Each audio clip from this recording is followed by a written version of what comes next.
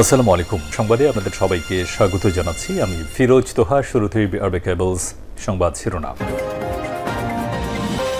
পুরোদমে Iran Israel Hezbollah যুদ্ধ চলছে। শুরুতেই জানিয়ে দিব, দখলদার ইসরায়েলি বাহিনী ভয়ানক বিপদে পড়েছে। ইসরায়েলি বাহিনীর উপর একের পর এক হিজবুল্লাহ যোদ্ধারা হামলা চালিয়ে যাচ্ছে। ইসরায়েলি সামরিক স্থাপনায় হিজবুল্লাহর 60টি হামলা। আলহামদুলিল্লাহ, আজকের দিন পর্যন্ত ইসরায়েলি বাহিনী সামরিক স্থাপনাগুলোর উপর 60টি হামলা চালানোর দাবি করেছে হিজবুল্লাহ যোদ্ধারা। এতে করে গ্রাউন্ড অ্যাটাকে যেসব ইসরায়েলি সেনারা এসেছিল তারা চরম বিপদে পড়েছে। জানাবো, মিত্ররা ইসরায়েলের সাথে যুদ্ধে পিছপা হবে না বলছেন ইরানের সর্বোচ্চ ধর্মীয় নেতা আয়াতুল্লাহ আল খামিনি। তিনি বলেছেন, এই অঞ্চলের চারপাশে তাদের মিত্ররা ইসরায়েলের বিরুদ্ধে লড়াই চালিয়ে যাবে, কারণ ইরান থেকে দখলদার ইসরায়েলি বাহিনীর উপর 300টি মিসাইল হামলা করেছে ইরানের সশস্ত্র বিপ্লবী গার্ড বাহিনী। এতেই দখলদার ইসরায়েলি বাহিনী চূর্ণ বিচূর্ণ হয়ে গেছে। এদিকে ইসরায়েলকে অস্ত্র সরবরাহ বন্ধের আহ্বান ম্যাক্রোর। যুদ্ধবাজ দখলদার ইসরায়েলকে অস্ত্র সরবরাহ বন্ধের আহ্বান জানিয়েছে ফরাসি প্রেসিডেন্ট ইমানুয়েল ম্যাক্রো। সে সঙ্গে তিনি গাজায় প্রায় 1 বছর ধরে চলা যুদ্ধের অবসানে রাজনৈতিক সমাধান খোঁজার প্রয়োজনীয়তার উপর জোর দেন। জানাবো, পেজার এবং ওয়াকিটকি নিষিদ্ধ করল মধ্যপ্রাচ্যের সবচেয়ে বড় এয়ারলাইন্স। নিজেদের বিমানের যাত্রীদের পেজার এবং ওয়াকিটকি বহন করা নিষিদ্ধ করেছে দুবাইয়ের এমিরেটস এয়ারলাইন্স। গত মাসে লেবাননে প্রতিরোধ যোদ্ধাদল হিজবুল্লাহ যোগাযোগ ডিভাইস পেজার এবং ওয়াকিটকি বিস্ফোরণের ঘটনার পরেই পদক্ষেপ নিল ইইউ। তারা তাদের এমিরেটস এয়ারলাইন্সে কোনোরকম পেজার বা ওয়াকিটকি ব্যবহার করতে দেবে না। এবং সর্বশেষ জানিয়ে দিব, লেবানন সীমান্তে ইসরায়েলি সেনাদের সঙ্গে ভয়ানক সংঘর্ষ চলছে যোদ্ধাদের। লেবানন সীমান্ত এলাকায় ইসরায়েলি সেনাদের সঙ্গে সশস্ত্র গোষ্ঠী হিজবুল্লাহ যোদ্ধাদের ভয়ানক সংঘর্ষ এখনও চলমান রয়েছে। তারা মুখোমুখি গ্রাউন্ড অ্যাটাক করছে। হিজবুল্লাহ এক বিবৃতিতে জানিয়েছে, দখলদার সেনারা পিছু হটতে বাধ্য হওয়ার পর নতুন করে অগ্রসর হওয়ার চেষ্টা করছে। বৈরুত থেকে এএফপি জানিয়েছে, হিজবুল্লাহ যোদ্ধারা ইসরায়েলের সৈন্যদের আদাইসে পৌর এলাকার আশপাশে অগ্রসর হওয়ার একটি নতুন প্রচেষ্টা প্রতিহত করে। সংঘর্ষ অব্যাহত রয়েছে, এখনও সংঘর্ষ চলছে। প্রিয় দর্শক, এতক্ষণ শুনছিলেন সংবাদ শিরোনাম, এবারে বিস্তারিত। তবে তার আগে বন্ধুরা, অনুরোধ থাকবে এই সংবাদটিতে একটি লাইক দিন। এই চ্যানেলে আপনি নতুন হয়ে থাকলে আমাদের সংবাদটি দেখতে দেখতে চ্যানেলটি সাবস্ক্রাইব করে রাখুন। কমেন্ট করে আপনার মূল্যবান মতামত জানিয়ে দিন বন্ধুরা, আপনি বিশ্বের কোন দেশ থেকে বা বাংলাদেশের কোন স্থান থেকে আমাদের আপডেট সংবাদটি দেখছেন এবং শুনছেন। এবারে বিস্তারিত। ইসরায়েলি সামরিক স্থাপনায় হিজবুল্লাহর 60টি হামলা। আজকের দিন পর্যন্ত ইসরায়েলি বাহিনীর সামরিক স্থাপনাগুলোর উপর 60টি হামলা চালানোর দাবি করেছে হিজবুল্লাহ। লেবাননের সশস্ত্র গোষ্ঠী শনিবার টেলিগ্রামে এক বিবৃতিতে জানায়, তারা উত্তর ইসরায়েলের হাইফা শহরের কাছে রামাত ডেভিড বিমান ঘাঁটিতে ফাঁদি এক রকেট নিক্ষেপ করেছে। ইসরায়েলের এই স্থাপনাটি লেবানন সীমান্ত থেকে প্রায় 45 কিলোমিটার দূরে অবস্থিত। এই হামলার ফলে ইসরায়েলের বিভিন্ন শহরে, বিশেষ করে নাজারেত সহ বেশ কিছু শহরে সতর্কতামূলক সাইরেন বেজে ওঠে। হিজবুল্লাহ আরো জানায়, তাদের যোদ্ধারা একটি ইসরায়েলি মেরকাবা ট্যাঙ্কে গাইডেড অ্যান্টি আর্মার ক্ষেপণাস্ত্রের মাধ্যমে লক্ষ্যবস্তু করেছে, যার ফলে বেশ কিছু হতাহতের ঘটনা ঘটেছে।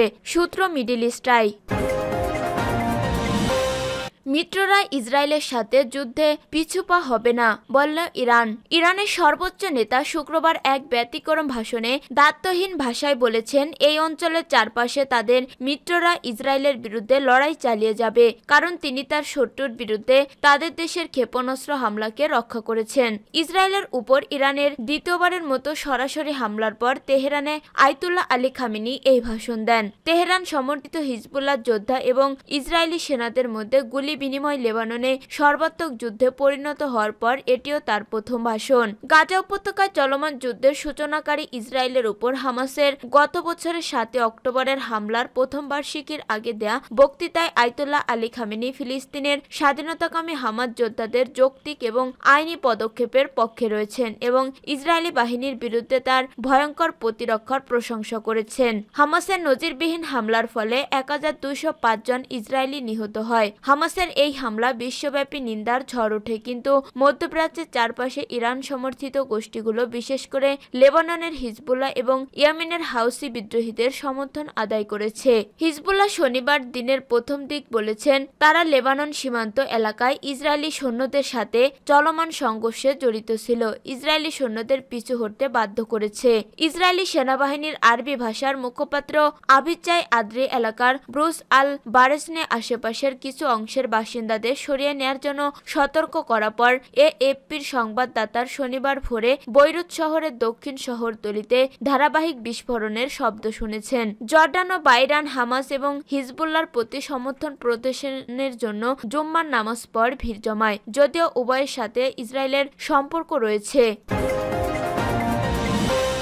ইসরায়েলকে অস্ত্র সরবরাহ বন্ধের আহ্বান ম্যাক্রোর। যুদ্ধবাজ ইসরায়েলকে অস্ত্র সরবরাহ বন্ধের আহ্বান জানিয়েছেন ফরাসি প্রেসিডেন্ট ইমানুয়েল ম্যাক্রো। সেই সঙ্গে তিনি গাজার প্রায় 1 বছর ধরে চলা যুদ্ধের অবসানে রাজনৈতিক সমাধান খোঁজার প্রয়োজনীয়তার উপর জোর দেন। ফরাসি প্রেসিডেন্ট শনিবার ফ্রান্স ইন্টার রেডিওতে এক বক্তৃতায় বলেন, আমার বিশ্বাস আজকের অগ্রাধিকার হলো একটি রাজনৈতিক সমাধানে ফিরে আসা এবং গাজায় যুদ্ধ ও হত্যা বন্ধে অস্ত্র সরবরাহ বন্ধ করা। সেই সঙ্গে ফ্রান্স ইসরায়েলকে কোনো অস্ত্র পাঠাচ্ছে না বলেও উল্লেখ করেন তিনি।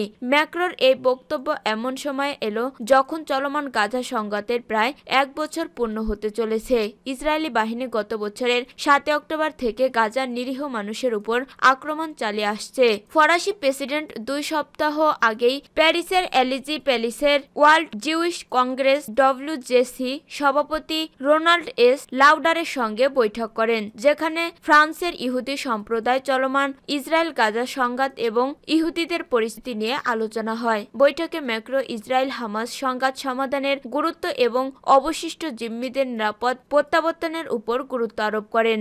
এদিকে ফরাসি প্রেসিডেন্ট গত মঙ্গলবার 1 অক্টোবর ইসরায়েলে ইরানের হামলার নিন্দা জানিয়ে বুধবার মধ্যপ্রাচ্যে সামরিক বাহিনী মোতায়েন করেন, যা ইসরায়েলের নিরাপত্তার প্রতি ফ্রান্সের দেওয়া প্রতিশ্রুতিরই বহিঃপ্রকাশ। পেজার ওয়াকিটকি নিষিদ্ধ করল মধ্যপ্রাচ্যের সবচেয়ে বড় এয়ারলাইন্স। নিজেদের বিমানের যাত্রীদের পেজার ও ওয়াকিটকি বহন করার নিষিদ্ধ করেছে দুবাইয়ের এমিরেটস এয়ারলাইন্স। গত মাসে লেবাননের প্রতিরোধ যোদ্ধা দল হিজবুল্লাহ যোগাযোগ ডিভাইস পেজার ও ওয়াকিটকি বিস্ফোরণের ঘটনার পর এই পদক্ষেপ হলো সংস্থাটির। খবর রয়টার্সের। শুক্রবার 4 অক্টোবর এয়ারলাইন্সটি তাদের ওয়েবসাইটে দেওয়া এক বিবৃতিতে জানিয়েছে, দুবাই থেকে দুবাইয়ের অথবা দুবাইয়ের মধ্য দিয়ে ভ্রমণকারী সব যাত্রীদের পেজার ও ওয়াকিটকি বহন করা নিষিদ্ধ করা হয়েছে। এই ধরনের নিষিদ্ধ জিনিস পাওয়া গেলে দুবাই পুলিশ জব্দ করবে। নিরাপত্তা ব্যবস্থা জোরদার করার অংশ হিসেবে এই পদক্ষেপ নেওয়া হয়েছে। গত মাসে লেবাননের বিভিন্ন অঞ্চলে পেজার ও ওয়াকিটকি সহ বিভিন্ন ইলেকট্রনিক ডিভাইসে বিস্ফোরণের ঘটনা ঘটে। এতে 37 জন নিহত হন, আহত হন 3000-এর বেশি মানুষ। লেবানন সরকার ও দেশটির সশস্ত্র গোষ্ঠী হিজবুল্লাহ দাবি, ইলেকট্রনিক ডিভাইসে বিস্ফোরণের পিছনে ইসরায়েলের হাত রয়েছে। সূত্রের বরাতে রয়টার্সও জানিয়েছে, ওই হামলার পরিকল্পনা করেছে ইসরায়েলের সামরিক বাহিনীর গোপন গোয়েন্দা দল ইউনিট 8200। তবে এই বিষয়ে এখনো মুখ খুলেনি ইসরায়েল। এদিকে চলমান উত্তেজনার মধ্যে ইরাক ও ইরানে তাদের ফ্লাইট চলাচল মঙ্গলবার পর্যন্ত স্থগিত থাকবে বলে জানিয়েছে মধ্যপ্রাচ্যের সবচেয়ে বড় এয়ারলাইন্সটি। তবে জর্ডানের পরিষেবা রোববার পুনরায় চালু হবে। এছাড়া ইসরায়েলি আক্রমণে বিধ্বস্ত লেবাননে ফ্লাইট চলাচল 15 অক্টোবর পর্যন্ত স্থগিত রাখা হয়েছে। এই কারণেই আরও বেশ কয়েকটি এয়ারলাইন্স বৈরুত ও অন্যান্য আঞ্চলিক বিমানবন্দরে তাদের ফ্লাইট স্থগিত করেছে।